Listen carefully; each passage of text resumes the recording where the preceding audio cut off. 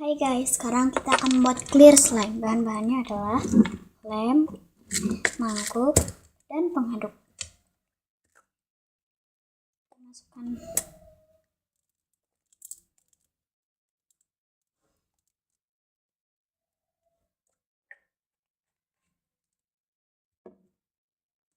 dan juga slime activator.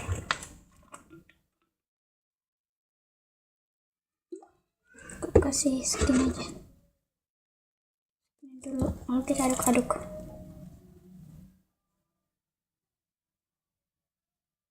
Aduknya harus pelan-pelan biar nggak ada bubble-bubblenya, jadi harus pelan-pelan diaduknya. Dan lagi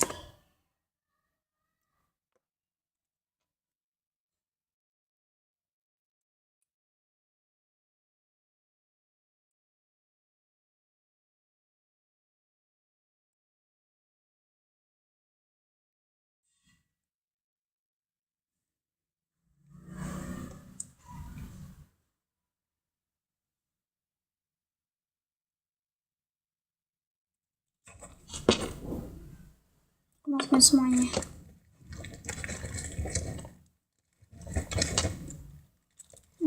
Nah gini, karena ini masih ada bubble-bubblenya, aku akan tunggu 1 hari aja.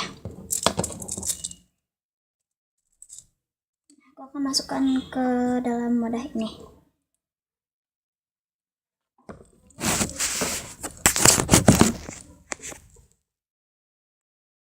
Nah ini dia, aku udah tunggu.